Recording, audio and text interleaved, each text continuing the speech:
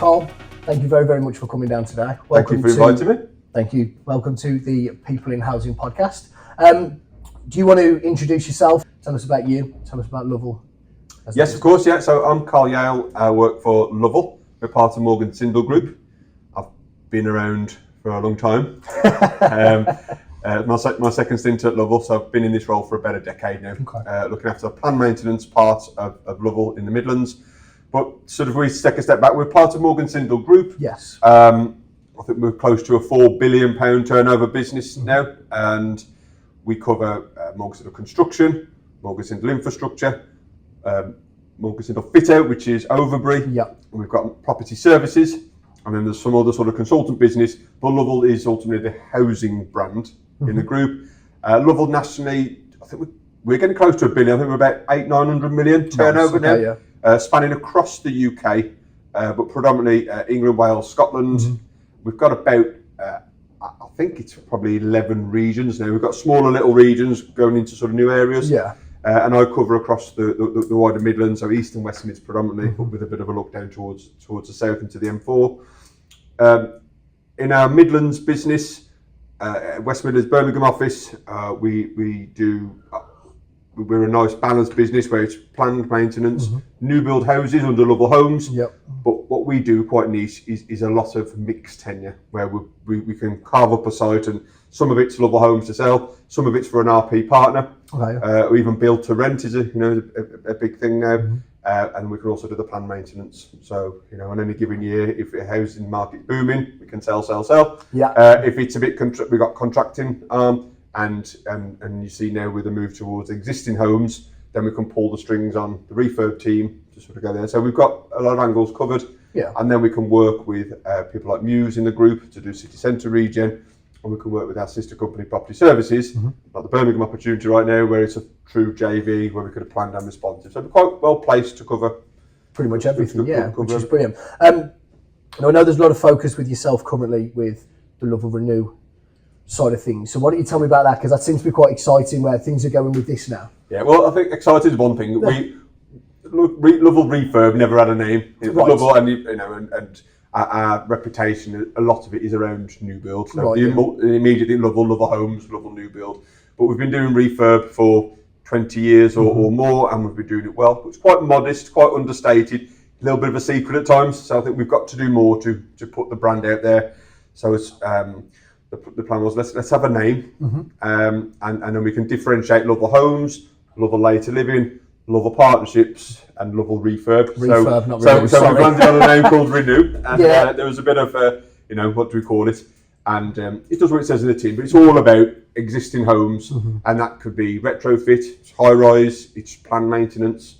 The Lovell Renew is a brand. We had a bit of a soft launch at the back end of this year. Yeah. But the new website goes live February-March time. And then there'll be hopefully a bit more of a bang, and so it's the same business, the same everything. It's just a bit of a name, just to give us give us all a bit of a lift. And ultimately across the East and West Mids where we currently operate in, and we've got a team up in the North now setting up refurb, and it's all about planned maintenance, retrofit, and existing home type work. Perfect. And I think, like you've said, you might, I don't know if you'll kill me for saying this, Lovell are predominantly known for being builders. Yes. So I think that coming out with the Lovell Renew to bring the arm and branding out a little bit more to get it out, because it kind of feels like you've been doing it in the background very quietly. We're very heavy on social housing, as you know. Our clients know who you are. So how do you think this is, I know we're going to talk about supply chain later, but I'm curious to know about Renew. So how do you think this is going to help to branch out so you can sort of try and take over and do as much more work in the country as you can? Because you've mentioned you're going up north. You are, as well, we've mentioned that you're going down to sort of Bristol and Gloucester and those kind of areas to sell. Yeah. How do you think branding is going to help? Well, hopefully it helps, because we want to be associated with Lovell because it's a strong brand. Yes. But there's that bit of a secret sometimes, and if you know, and our existing customers know we do refurb. But when we've been a bit more ambitious and we're talking to new clients, particularly in the East Mids, where we've been pretty, invisible for a while. You're not quite as established. I didn't know you did refurb. I didn't know you did refurb, and it's like, and we're pretty good at it. So there is that, and I think this new brand will help that. And we've always been pretty modest on the front end. It's me, and then that's it. So whereas we brought in a couple of new people now to help with the front end, make us more visible, be a little bit more tactful on our visibility, sponsorship at events. But we deliver. I mean, our focus has been on delivery rather than front end, and we've got to be a bit better at both. So the intention is we've got rebrand. Hopefully, greater emphasis on and just get us known there. And for those new clients that don't know, then hopefully there's an opportunity there for us. Definitely. So I think that's brilliant. So the main thing we're going to talk about today, supply chain. We're not going to talk about all of supply chain because we'll be here all week. So I think the main thing that we're going to start is sort of. We briefly discussed it when we met last week. What do you think the main challenges are in sort of maintaining and keeping a good, healthy, high-performing supply chain? What do you think the main issues that you have around keeping that going? You're absolutely right, Sean. It's a massive topic, and I think supply chain. Even we talk about supply chain, we're talking about individuals, we're talking about companies, we're talking about SMEs. So it's such a vast, but for us, we're only as good as our supply chain. We're only good as our people. We're only good as our supply chain, and it's a big commitment for us to have the right supply chain. But there's also, we have to lead. So we have to find the work. We have to create the right environment. We have to create the right culture because we want to retain that talent. Yes. But we also want to retain that loyalty. We want our supply chain to work for us and choose working for us over our competitors. Yeah. And we're not naive to think that they don't work for lots of other people, and that's that's what they do to mitigate their risk. But I think what we do is we nurture and we look after and we're loyal to our supply chain. But to support this growth, we need more. Yeah. And we need more, so we need them to grow, but we also need more people. So I think that's the problem, or one of the big challenges we have. We all want, we all know there's a skill shortage. We all know we want, as an aging workforce, we all want new people coming into the market. But I think sometimes we forget that we can only respond when the opportunities are there. Yeah. We can't create the work. We can win the work, but the work needs to be there. And what I want to see is clients be a little bit more realistic in what they want. 2 short-term contracts, 6-month jobs, 1-year jobs. We're never going to deliver social value. We're never going to create the jobs, or not long-term sustainable jobs. So what we want to see is a greater emphasis on long-term partnerships, long-term contracts, long-term visible pipelines, for us then to really make a difference on supply chain. Definitely, and I think one of the issues that I do hear coming up with supply chain a lot, and it's a very big way up, is where do you go with regards to direct labour and subcontractor labour? So obviously they've both got pros and cons to each. Yes. I mean, what are you currently? Tell us about your split at the moment with regards to subcontracting. It's one that comes up regularly, and we'll be honest too. We're not wanting to tell lies. We tell it as it is. All of our management are 100% direct. Yeah. You will have a few agency guys as and when it comes. Holiday cover, short-term cover, whatever. But we like to employ directly employed management because that's important. We do believe about our culture and our belief, the way we want to do things, do the right things, and we need Lovell people to be running programs. And I completely agree with that. When it comes down to delivery, I'm a little bit more relaxed about that because it would be lovely to have a full 100% direct delivery. Yeah. But that's not always sustainable. We know every job that there's peaks and troughs during the year, there's stops and starts. We can have 2 months of doing nothing, surveying and waiting for decisions to be made. What do we do with all these people? Yes. So we've got to run a business ultimately, and we've got to deliver a service. So we go down very much a hybrid route. Due to health and safety, we make sure that we supply, we subcontract out specialist trades like asbestos, gas and electrical, scaffolding. Everything else then is sort of up for grabs. Yeah. We have to, accreditations around PAS and MCS means that we, that might influence, despite we've got our own accreditations. Yeah. Do we want to direct deliver? Do we want to subcontract? It all depends on the volume and the geography. We want continuity, but we want consistency of service. So where we can have a blend of supply chain and direct delivery is great. I'd love to get to a point where it was more 50-50. If I'm honest, we're probably more 70-80 in favour of supply chain, but that doesn't mean it's the right answer. And we look into the future, and we talk about customers want more, residents want more, they expect more in terms of service. So for that, then you think if we had more control, surely direct delivery would give us that. Yeah. But it's again, it's what happens in the 3 months where we're waiting for a contract, we're waiting for a new budget, we're waiting for stock data? What do we do with all these people? So we've got to be sensible. But to supply, some of the technology we're looking at to enhance our service, it would probably favour direct delivery. If we've got Gary the engineer with his app, and we can track him coming down the van. It works better if they work for Lovell than it does for supply chain. Yeah. But it doesn't mean that we're going to rule out subbies. We need subcontractors, and they fill in the gap if there's a holiday cover. There's pros and cons for each. Yeah, definitely. And I think one of the big pros and cons, especially that you're probably going to be facing soon, because you are looking at branding out Lovell Renew. Yes. You ain't going to get your subcontractors in Lovell branded vans. Now, some of your competitors that are working in other big contracts, they sort of heavily favour direct labour. Yep. Again, nobody knows what the right answer is here. There's so many different ways to skin this cat supply chain. Yep.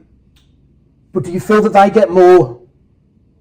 Do you feel that they get more exposure because there are more of their branded vans out on the road? Because I'll be honest with you, I've spoken to a couple of candidates even this week, and I've turned around and I've spoken to them about a particular client that I'm working with. I've seen their vans driving around. Yes. Do you think that having a direct labour force where they're walking around with their branded vans, they've got the Lovell t-shirts or things on with the lanyards round, do you think that would help?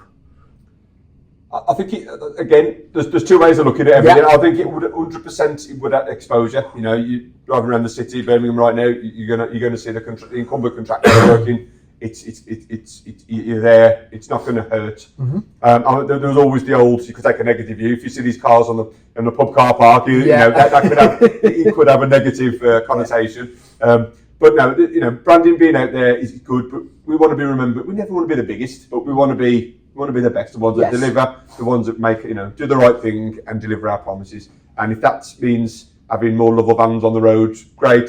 But I think it's more about what we see on the ground, and doing the right thing in people's properties, delivering programmes, and being a reputable contractor.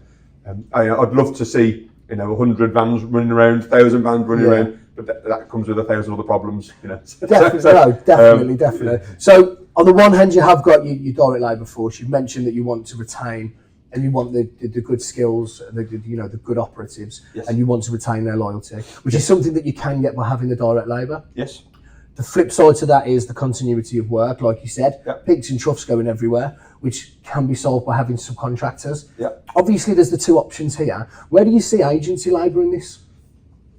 I think I mentioned this last week. We've never been very good, I think, we only do planned work, and I think that's probably part of our sort of reason for sticking with supply chain and direct labour. There's always this, I think I can say, a stigma attached to agency labour, whether it's right or wrong. There's an eternal, and I probably said it ourselves. If they're any good, they'll be directly employed, they'll be permanently employed. But we know everyone's got circumstances, and I think that that's you could quickly shut that down.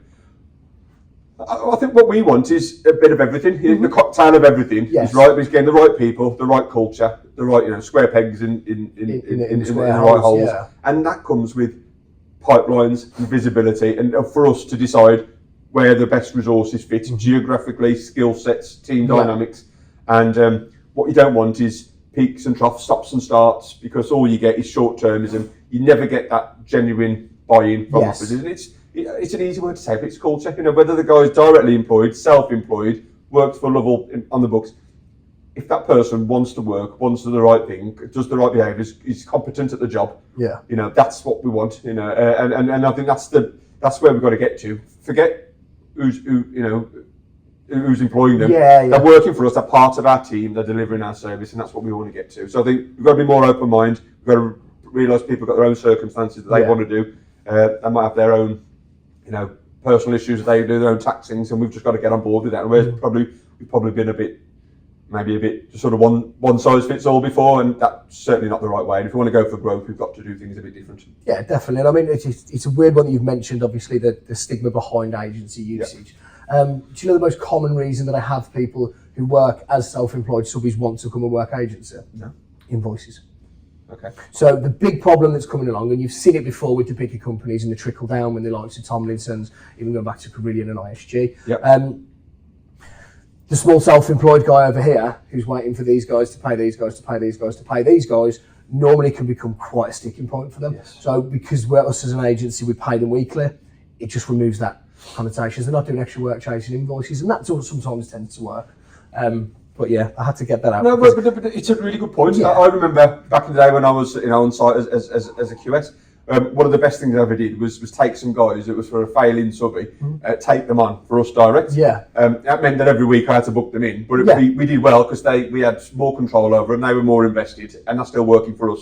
20 years on. Brilliant, yeah. And it was a good thing to do. But you could say some people it's too much hassle. It's more work. It's more this. But it worked for us, and it's still there now. And you're right. And I think it's probably you forget people want a steady paycheck. They want that surety of earnings for their own outgoings. And it's probably something we overlook really, and we need. We do pay well, and I'll say pay well. We pay on time. We pay on time, and the people will pay more. But I think as a group, we've got that financial strength, and it's really important. And you're beginning to see clients now, I think, realise actually, you see some of the big giants fall. Actually, mortgages are proud of their daily cash balance, and they're proud of what they've got, proud of the sort of KPIs on payment, and I think. People think actually that's worth something. If you look after the people and you pay them, that's what we come to work for, isn't it? And I think this is the main way you're going to retain this kind of loyalty, because there's no other way a relationship can go sour quicker than if payments start being delayed. And why should you be cash flowing a project through supply chain? It's wrong. Yeah, definitely. It's I mean, we've had it previously with other companies that we've tried to work with in the past, and they'll be looking at sort of 60-day end of month invoice payment terms. And I'm thinking the issue you've got with that is you're robbing Peter to pay Paul. Yeah. All you're doing here is we're bankrolling this for you, and you'll pay us when the job's done. And this is how issues like Tomlinson's, Carillion, ISG, this is how things are done with the payment terms. And you are seeing fair payment charter also intent, and it's good. Well, we're already doing it, so it's fine for us. It doesn't affect you in any way because you've already there. Yeah, we're doing it, but doing the right thing. But there's absolutely no way we should be exploiting supply chain and small businesses and SMEs, getting them to cash flow businesses. It's already hard enough for them to get on board, isn't it, with onboarding and peak walls and all this sort of stuff. And you say these people are generally tradespeople that want to work. They're not there quoting jobs and chasing invoices. That's not their skill set, is it? Let's employ them for what they're good at. Definitely. So we've mentioned about the skill shortage. Again, within the supply chain, that's obviously a huge issue. This is probably something you could talk about for another 3 weeks. Yes. So the skill shortage is obviously a big problem. Yeah.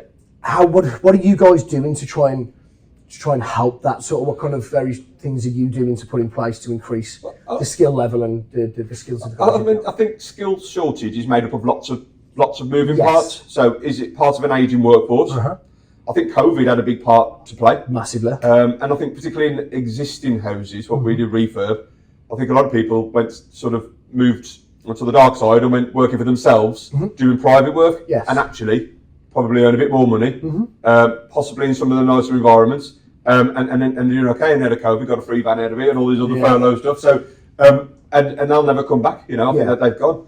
And you got other people who've just gone to be an Amazon delivery driver or working for Tesco on the van. So I think there's some people who've just left the industry and they won't be coming back. Definitely. Doubled up with the ageing workforce, and it's tiring. And if you're a plasterer, 40-year plasterer, it's tiring physically and physically. Imagine, What happens to those trades? So I think skill shortage is made up of, we need new people coming in, younger people. And I think, and I'll come back to what we're doing, but just from my own perspective, we talk about green jobs, what does a green job mean? And if you're a tradesperson, a lot of young people will associate a builder being a bricklayer, being a carpenter, being an electrician, being a plumber. But there's a whole catalogue of jobs you could do and roles, and I don't think we as an industry at Lovell do enough to let young people know what we do. I mean, my lad came on work experience in the summer last year. He didn't know what I do, didn't know what I do, but he just said point at stuff. But for a week, he went round in new build, he went on refurb, he was in the office in design, he had a day with commercial, estimated QS, and then he was just like, crikey, Dad, I didn't know all these jobs existed. Yeah. And that's your own lad, you know, who watches you come and go from work every day. Some other people just don't have a clue. So I think as an industry, we need to do more. We need to sell ourselves, make construction a bit more sexy. Yeah. Don't just associate it with dirty jobs and men. It's women. It's a diverse. We need diverse people, and we've got soft jobs. You know, bid writing, design works, digital stuff coming in there, as well as office, HR, business stuff, design, building regulations, technical. There's sales. So there's so many different things, and I think as an industry, we need to do a lot more. What do you think we can do as an industry to do this? Because, I mean, as you know, all we do is social housing. Yeah. And you said it yourself, I said it myself. Nobody ever grows up because I really want to be a recruiter. Nobody ever grows up and says, you know what I really want to manage projects within social housing. How do we kind of make that? How do we make? No, you fall into it. Most people fall into the job because the dad was a bricklayer or the mum was, so, and you fall into the. What do you think we can do to try and get people to see the value of working within social housing? I mean, it's certainly something that we can't fix. I think as an industry, as CITB, and those other schemes, I think that we need to make construction more sexy. I think younger people generally care about the environment now and about net zero, and it's. I think. You know, if we could lean on that sort of more sustainability arm, I think that would attract young people and young talent. You know, we're not just working on a site in a porta cabin anymore. Yeah. We're working in nice environments. You know, you can work from home. It's a little bit more. So I think we need to sell the roles. I think we need to sell the diversity of the roles. But I think we definitely need to be engaging with schools. You know, and rather than I want to be a doctor, I want to be a nurse. I want to be. I want to be a quantity surveyor. I want to be a retrofit, coordinator. Yeah. But they don't know what these jobs are. So that we need to be selling the jobs.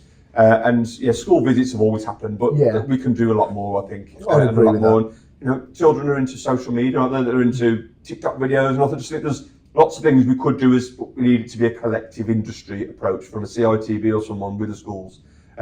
We've always been good at taking apprentices on. Yes. But a bricklayer or trade apprentice or a management trainee. Yeah. How else do you get into the industry? And I think having a clear pathway for young people to go in. It's not just young people. It might be people who want to change industry. But what is the pathway? What do you get there? How do you get there? And I think that's what we need to really have a rethink about. Definitely, and it's like I say, you hit the nail on the head. It's not something that you or I can do. It is something that, as an entire industry, we've got. Talk about green jobs. Green jobs. But green job doesn't just mean I want to be an air source heat pump engineer. Yes, exactly. And if we were to take on 10 air source heat pump engineers, we're not fitting anywhere near the volume now to have a meaningful employment. Actually, it might be insulation. It might be doing building surveys. It might be doing energy modelling. This green jobs means lots of things. It's a very, very broad thing. And like I say, just to tarnish it just to tar it as green jobs could be just as confusing as saying you want to be a tradesman. Because like you say, you think of a tradesman, you said it yourself, you think of a carpenter or a brickier. Yeah. It's what happens. A carpenter, brickier, plumbers, things like that. You don't turn around and think about the guys that are going in and fitting kitchens, your UPVC window and door install, your flat laid vinyl floor lanes, you know what I mean? Yeah, and these things are insane. So we've talked about how to get people in and try and get them into working within the industry to help out with the skill shortage. What do we do to reduce the skill shortage with the people that are already here? How do we sort of try and upskill and make these guys? Yeah, I think there's some specific Lovell initiatives I'd like to go on. Perhaps pick up those now. Yeah, we'll talk about those. I think there's a couple of things. As Lovell, we've always had a culture of training and grow your own. We call it. It's probably a better term. but you take the young guys, and we rightly or wrongly, we tend to have had better outcomes from sort of school leavers, 18-year-old A-level type people than graduates, but the door's open. And the entry level's not really the issue. We absolutely recruit for attitude. Yes. And it's such a simple word, but it means so much. So I was a trainee site manager, and I had absolutely, I wanted to be an airline pilot, and I wanted to be flying jumbo jets as my dream. I didn't want to be a builder. Yeah. But I always remember one guy who was at college, a careers guy, and I'd love to meet him and buy him a pint. But I said to him, what do I want to do? Couldn't really afford to go to university. And he remembered me, and I just said, maybe, and I knew about Lovell because they were doing a social housing scheme by my school, so I used to walk past the site. So I knew of them, didn't know anything about them that site, pre-internet and things. Yeah. And we just had a chat, and I said, I'm looking at university, I'm doing my A-levels, I'm going to do this. And then one day I had a phone call, I lived in a pub payphone, upstairs, dad phone, someone's on the phone for you. And it was this guy who remembered me, phoned home, and said, Lovell, I've got a 6-month placement with the scheme they're doing in Dudley Council. You could be a trainee site manager or a trainee QS. Would you be interested? Brilliant. And I went for the interview. Yeah. I didn't know what a QS was, so I was going to be a site manager, and that was it. And the rest is history. And he got stuck in and did 6 years part-time degree, and then 20 years on, director. And there's so many people who've been on a similar journey. Yeah. And it was just that one up. It's fate, probably more so. That one guy remembered me, gave me the opportunity. I definitely agree. But we can't all be lucky, can we? We need so.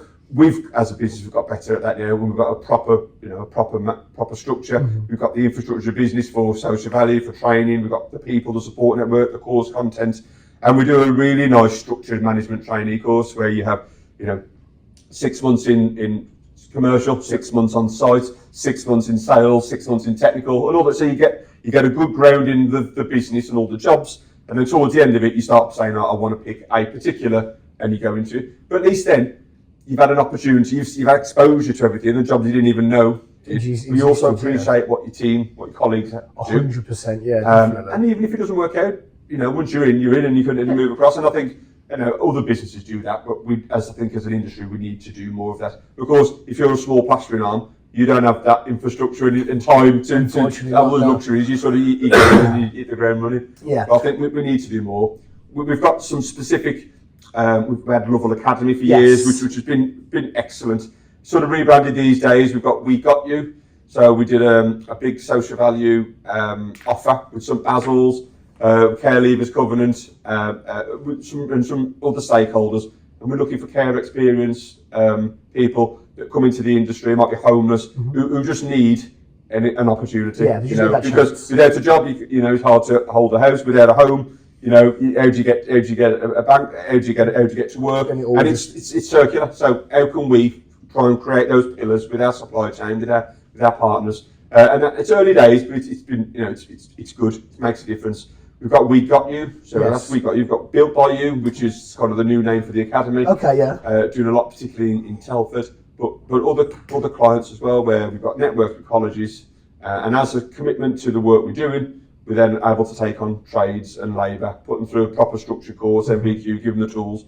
But it's having that infrastructure in-house. Yes. We can take on apprentices, but we can't, if I want to take on electrical, we'll put them with a subby. Well, is that subby the right person to be looking after them? And is that person got, they're probably busy trying to earn their money. They don't want to be looking after, Sammy, the 18-year-old lad who's stuck in the van. So you've got to make sure we're mentoring them. They've got the right support. They get to and from work. They've got the right tools. They're learning on the job, and that's cost effort and time and money. And that's where we come back to.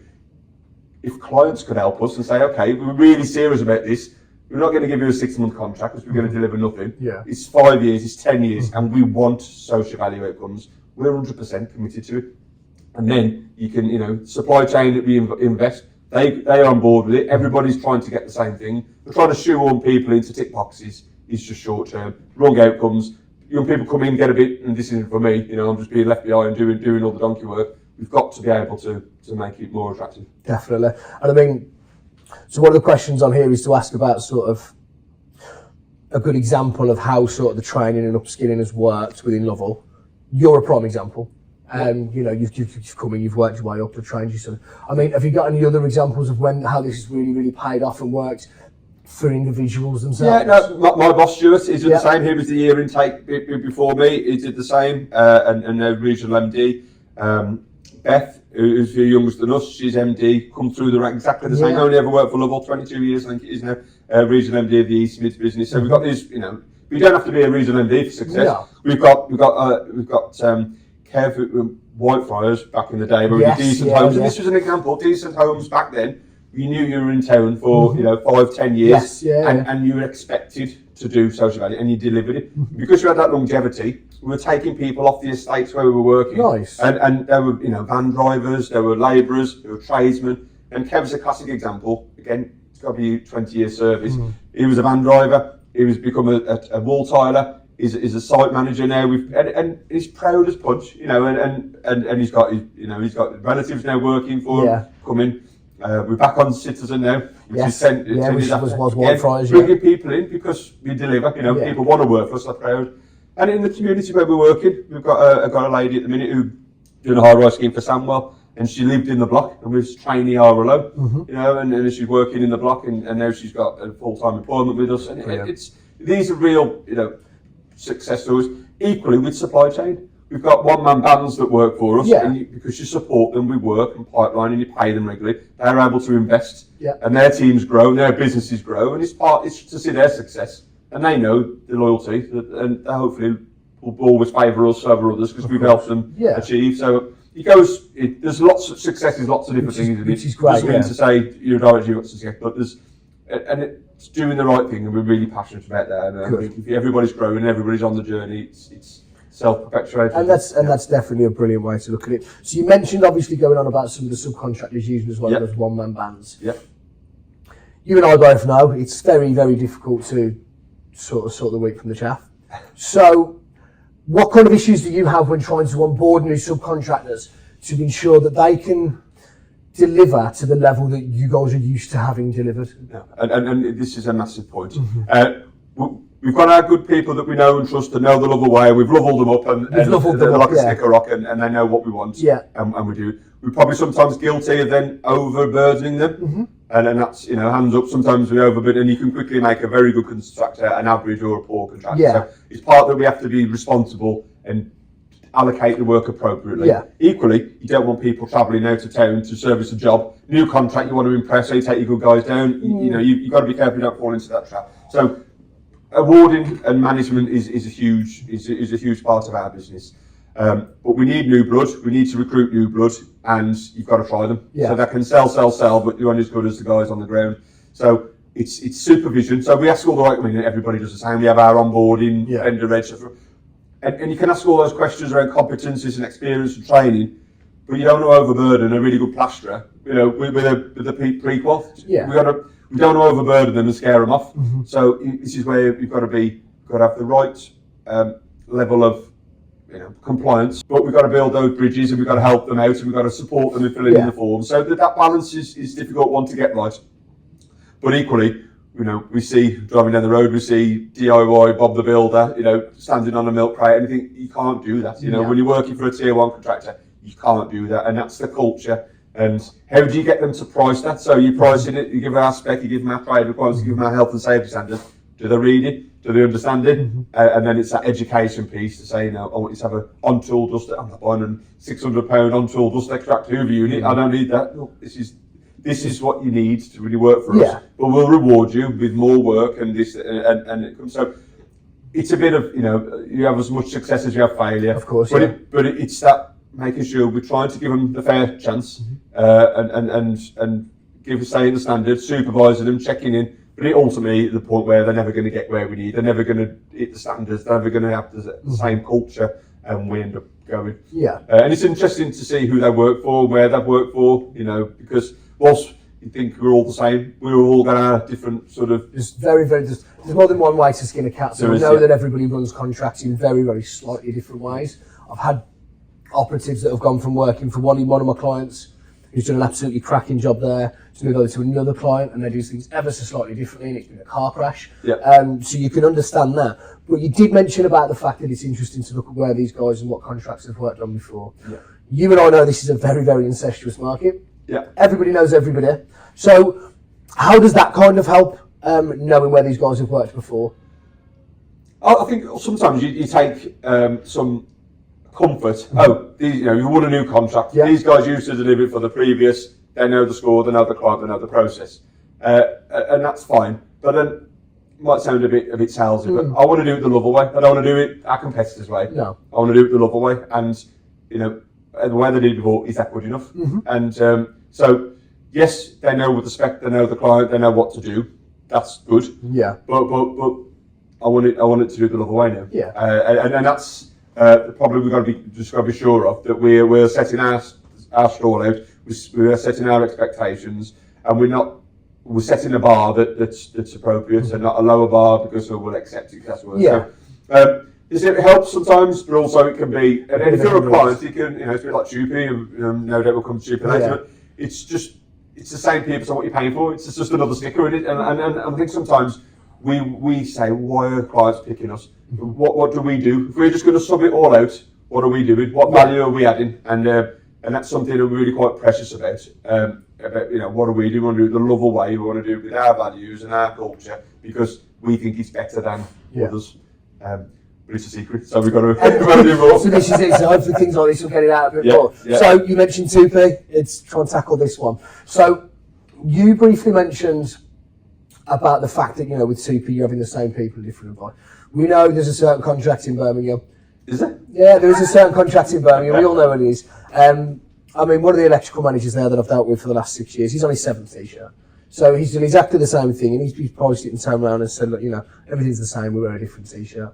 When you come into this and you go through a 2P process, how do you differentiate between the guys and the operatives and the tradesmen that you want to keep and you want to upskill and then the ones that you don't? How do you differentiate between what you want to keep and what you want to keep? I think what I will say first, caveat, is that we focus on planned maintenance at Lovell. Yes. So we have not had a lot of 2P circular over the years. So I'm probably not as qualified as others around because the 2P bit, undoubtedly there'll be 2P around the plan, of course, but a lot of it will be operatives and guys in vans and sector managers. That'll be the bigger thing for us, and that's where we're bringing in the expertise of our sister company, Property Services, that are far more experienced and qualified. But from my limited experience in 2P, it's a big HR process, and there's a lot of 2P consultations. So first you've got to determine what contract have they been working on, for how long, just so you allocate the right people for the right job for continuity. Definitely. So if that person's been running that electrical stream and that ward, you keep their service in place. So if it's legally that they come on board, then we accept it. But we don't always have a lot of choice. Once you've sort of determined are they actually from that job, or they actually came for the employee for how long, take them on. The next thing is, we assume the new kit, the new van, the new logo. It's culture. Yes. It's culture. It's that, you don't work for X anymore, you work for Lovell. And that's that cultural alignment, that behaviours, and that you can't just, And I think this is a big problem. So how... Take some time. I can imagine, it's going to be a tough question. How do you try and embed somebody, for example, that, like I mentioned earlier, chap before, he's on his 7th t-shirt. How do you, because this guy is very, very good at his job, knows what he's doing, knows the contract, knows everything, like you said. How do you kind of try and slowly get them out of the habits that are less desirable and move them into more Lovell-focused sort of habits that you want to get the best out of them and to improve them? How do you do that? Yeah, well, I think it's going to take time. It's going to take investment. We can have all the onboarding workshops and the Lovell way is what we do. The onboarding about we do the right thing, we talk to, and it's important. And a lot of people, talk to my colleagues at Lovell. A lot of people have been here a long time. A lot of people are really proud. A lot of people want to stay because it's a bit like a family. So you've got to remain that. You've got to do that culture. Because these operatives probably don't understand the pricing model. They don't understand the tender. They don't understand the commitments we've made. So it's all about sharing with them. This is. Forget what happened last time and the rates you were on and the specification. This is what it is now.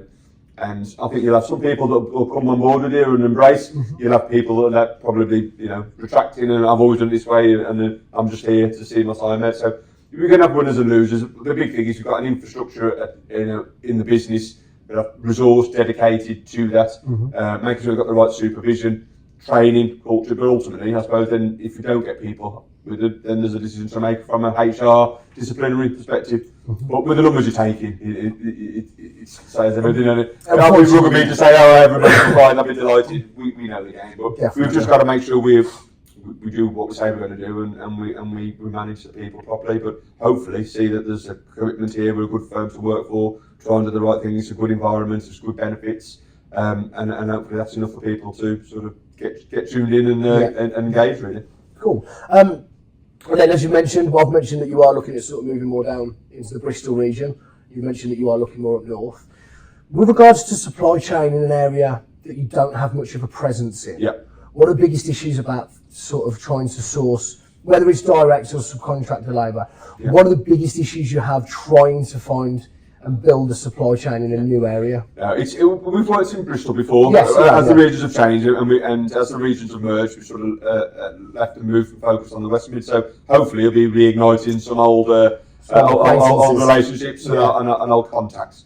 But where we have been guilty in the past, being honest, is taking the good people from the Midlands and down, and that doesn't benefit anybody sitting on the M5 backwards and forwards. We want to do it organically. You want to do it the right job. What we're very good at Lovell is winning a job and growing a job, and delivering and extending it. So yes, we're not the biggest marketing budget in the world. We're not the biggest. You don't see many vans running around, but I think clients know that if Lovell work for them, they've done a good job, and we'll give them more. We'll extend the contract, repeat business.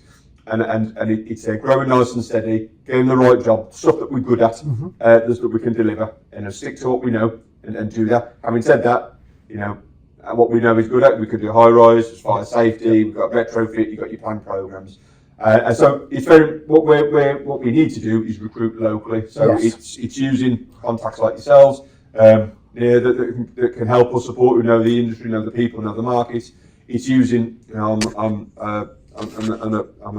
involved on the supply chain sustainability school, so using that forum, using construction line, so we have this debate a lot. We go into a new area, we'll do a meet the buyer day, and that's great for the SMEs who are tuned in, who know what it's all about, and have them for a bacon sandwich and tell them how good we are. But it's the guys in the vans that probably haven't got time to go to the events. How do we sit outside Screwfix and grab them? You know what I mean? It's that sort of thing that I think we could do more of. Getting a wider and broader supply chain, not just certain size. And how do you think you can find these guys? Because, like you said, it's like you said, sometimes it's not just as easy as sitting outside Screwfix. Well, they're going to listen to this podcast and the phone. Definitely. It is hard because we don't just want a certain size. We want one-man bands. We want all sorts of business. Guys that are good, proper tradespeople that are good and passionate. And it's a specialist. You very rarely we get new build operatives that work in planned maintenance, correct, social housing, and equally there's not many guys that do the other way around. You've got to be if you're an electrician, you're moving furniture, you're lifting carpets, it's a completely different it's a completely different environment. So we need people who know the market, but again, how do we get new people in and get them on board and work with them? So I think it's networks and all. This is where I think there could be more of a collective, whether it's construction lines, CITB, you see all these like tracker trade apps and stuff. But that's the problem. It's a war where, as tier one contractors, we could do more, and you do it, but of course you'll all be fighting over the same day. But I do think innovation. There's probably more we could do using innovation, getting the right people to think. I'm Dave the Pastorer. Actually, I didn't know Lovell had just won a new job for Bristol. How do we do it? And that's a big question. That's something I wanted to ask. So say you are sat outside listening to this now in your van outside of Screwfix, you're Dave the Plasterer. How do you go about getting in touch with Lovell to join your supply chain and to have those conversations? How would you go about doing that? Well, I'd encourage anyone to go onto the Lovell website as a first point, contact the local regional office, and that's the service. So anybody in sort of wider Midlands, plan maintenance, phone our office and pass them my details. We've got emails, especially work with us at lovell.co.uk. Again, is a mailbox to come, and we manage that so people then can come, make contact, and then we can get you on the tender list. We can start talking to you. We can send out inquiries. So, but it's getting everybody, the one-man bands to the more specialist contractors, consultants as well. We sometimes talk about tradesmen, but we need consultants, especially with retrofit now. We're looking for retrofit coordinators, assessors, designers. It's an emerging market, so there's all sorts of people out there at the minute. People who have done it, people who are just coming out. So again, we have to be patient. We have to give people an opportunity, but we also have to quickly realise these guys aren't really geared up. Yes, we need to move pretty quick and do definitely. So I think one of the questions I do want to ask, because you've done it yourself, you've come up, sort of worked your way up. Yes. So the sort of the 18 and 19-year-olds at the minute that are looking around at sort of roles and careers to get into, what kind of advice would you give to these people that want to get into planned maintenance and social housing, things like that? What would you give them advice-wise?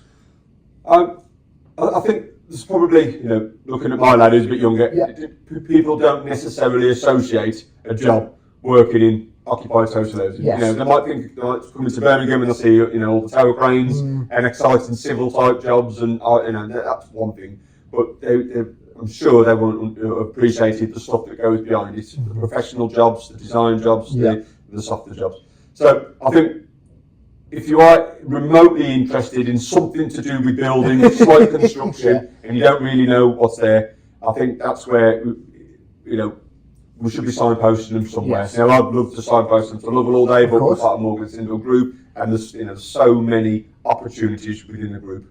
And this is where I think the wider CITB and the skills thing, we should have a nice glitzy website or something where signposted and funneled into things. There's loads of colleges, we write in as Birmingham, Southern City College. Yeah. There's just some big establishments that we're connected with and our competitors are connected with, and then bringing those in, because typically people don't really know what they want to do. So it's that first event. Come to the colleges, come to the trade fairs, go to the website, just make contact. Don't be daunted. Yeah. Just come and talk to us. We want new people.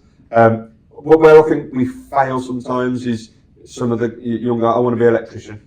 How do I get a job? And I think this is where we should be, but we're not mature enough yet, because we'll go to our supply chain, electrical supply chain. Will you take on little Jimmy? That's the wrong way to go, I think. Okay. There's some contractors that will 100% do it, Yes. and then they gear up for it, and they'll have their annual intake of apprentices. But I think sometimes that's just a quick fix. Pass them there, we've done, tick the box. And are they motivated to look after people? Are they really putting them on? Or are they exploiting them and holding them back? Have they got the right support? Yeah. Because some of the old apprentices, you were time served apprentice, and you had a good mentor, you had the right network, and over time, of course, everyone's rushing around here. We haven't got time to know. You haven't got time to see people, and it's wrong. Sometimes you don't have the laugh and the joke and the crack you used to have on site. It is. We're all too busy for that sometimes. Yes. And I think just got to take a step back, and you wouldn't have had your job if it wasn't for, there wasn't the guy phoning me, he wasn't. So I think we've all got our bit to do, tier ones, clients, CITB, to do stuff. But we just have to break down them barriers. Make us sexy for a young kid, actually. I didn't know that. Let's have a look at that. And see how wide and broad the opportunities are. But then come and talk to some of the big organisations, come to the trade fairs, come to see the colleges, have a walk around, because, and biggest advice out for me is advice, is quality, is just attitude. Yes. And it's such an easy word, but you get guys who just like, I expect, sort me out, is happening, and it's like, are you going to get up in the morning? Are you going to get up on 7 o'clock on a Tuesday morning when it's raining, or Monday when you've had a heavy weekend, and go and do the graphs? Because some people don't want to do it. And I want to work from home. I want to sit behind the computer. I want to leave our past through. It is though. You've got to prepare to put the effort in. It's a rewarding career. Definitely, and I completely agree. I think you're a prime example of that. Well, Carl, brilliant. Is there anything else that you'd like to discuss at the moment? Yeah, I just think, despite the stigma attached with construction, sometimes being it's more than just trades. Yes. There's lots of professional jobs. There's lots of softer jobs that people just generally probably don't see, the marketing and the web and the digitisation. So I think there's going to be a lot of investment, hopefully with the Labour government now, both new build and existing homes. So you've got ambitious plans to build 1.5 million homes in 3 years. We've got retrofit coming up on existing homes. We've got decent homes. We've got damp and mould. So there's an opportunity to get involved. And then I think, if you're remotely interested in it, or you were looking for a career change at any age, come and get in touch, because there's opportunities. We've got to get the balance right of having credibility and experience and compliance, but sometimes you have to take a step back to go forward, don't you? Definitely. If you're realistic about your career, and maybe take a step back on salary, but no, we're going to invest and there's wider. And I think it's a nice, there's a rewarding career, and It's actually quite a well-paid career. Yeah. You know, I don't know what I'd have been if I was ever a 747 pilot, but you know, I've enjoyed it. You know, and I've been an ambassador for construction, and you want people to get involved, and new build, refurb, retrofit, construction. You know, come and talk to us. Perfect. I think that's brilliant. Carl, thank you very, very much for your time. Thank you, Sean. It's been a pleasure speaking to you. Thank you very much. So guys, if you do want to get in touch with Lovell about anything regarding getting into the industry, joining the supply chain, check out their website, get in touch with their local branch, and have a conversation with them and see how things go. Okay. Thank you very much for joining in to the People in Housing podcast. We'll see you guys later. Thanks very much.